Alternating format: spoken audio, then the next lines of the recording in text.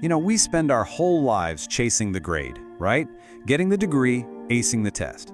But what happens when you've won the whole academic game and you still feel like you're losing at life? Well, that's what we're digging into today. We're talking about that huge gap, the one between knowing the theory and actually getting results in the real world. We're about to audit the very definition of smart. This quote, this just flips the entire script on what we're taught. Think about it. In a classroom, every mistake costs you. It's a penalty, it drops your grade. But out here, in the real world, man, every single screw-up is an investment.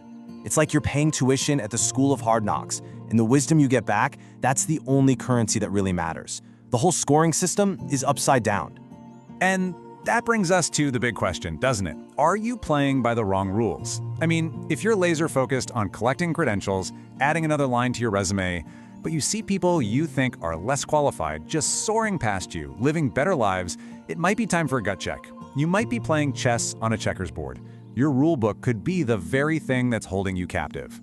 So, what if we just threw out the old way of measuring intelligence? Forget the exams, forget the GPAs. Let's propose a new one. The only real IQ test, the only one that actually counts, is this. Are you getting what you want out of life? Period. If the answer is no, then our definition of smart needs a serious upgrade. Okay, so this really boils down to two kinds of people, two core identities. On one side, you've got the academic observer. They're passive, they're theoretical, they're always studying the game from the safety of the sidelines. And on the other side, you've got the street architect. They're active, they're practical, and they're busy building the whole damn stadium. These aren't just personality quirks, they are two completely different operating systems that produce wildly different results. And look at this breakdown. I mean, it's pretty stark when you see it laid out like this.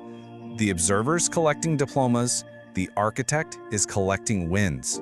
The observer sees uncertainty and just freezes. They're terrified of making a mistake. But the architect, they see that exact same uncertainty and their eyes light up because they see a chance for a huge upside. And this is the real kicker. While the observer's waiting for instructions, the architect gets it. They know success isn't something someone hands you, it's a throne you have to build for yourself, brick by brick. All right, time to get a little real here. Let's do a quick self-audit. We're about to go through the specific mindset gaps and the classic execution flaws that are a dead giveaway that you might be leaning a little too heavily on those book smarts. This is about getting honest and spotting the blind spots between what you know and what you actually do. So these are some of the biggest traps people fall into. First up, arrogance versus reality. Stop telling yourself about your potential and start auditing your actual results from the last 6 months. What have you actually shipped? Next, this idea of the one right answer. Life isn't a multiple choice test. There are a million ways to win. Then you've caught the logic flaw. Thinking everyone's going to be rational is a great way to get absolutely destroyed in a negotiation. And finally, compliance versus competence. See, following instructions perfectly makes you a great employee, but being truly competent, that's what makes you an owner. Oh man, this next one. This is an absolute killer of dreams. Analysis paralysis. You know what I'm talking about. It's when you overthink a decision into oblivion, waiting for this mythical, perfect information until the opportunity just withers up and dies. While you're busy color-coding spreadsheets, someone with street logic is already out there, making moves and learning on the fly. So how do you break out of that trap? Well, the fix is brutally simple. You put a clock on it.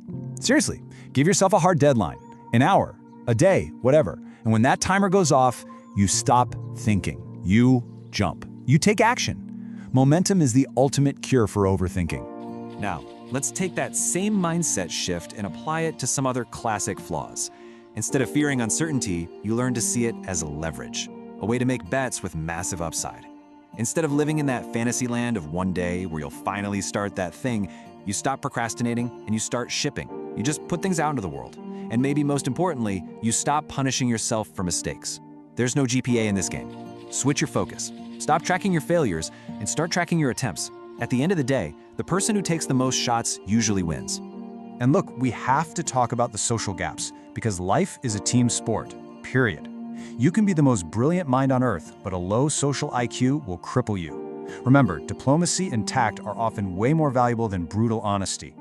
Next, you have to disconnect your ego from feedback. Criticism isn't a personal insult, it's just data.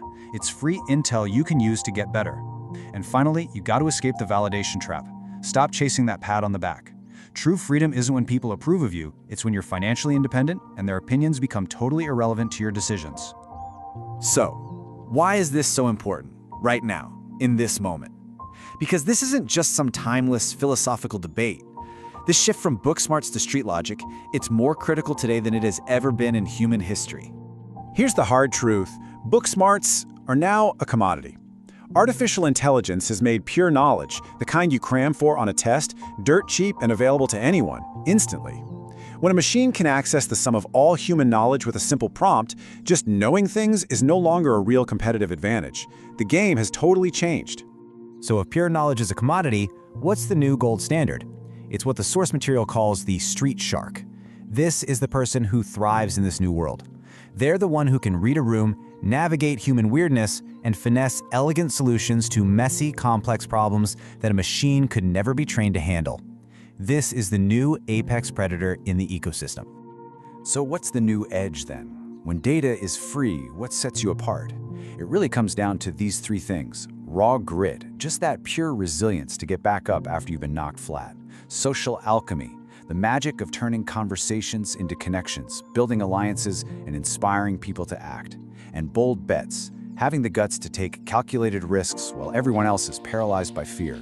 These are the skills that simply can't be automated away. And that brings us to the final question. Really, it's a choice you have to make every single day. Are you going to keep playing the old game, fighting for another point on a test, for a grade that some authority figure gives you? Or are you ready to step into the real world and start fighting for a tangible result that actually changes your life? The choice is yours.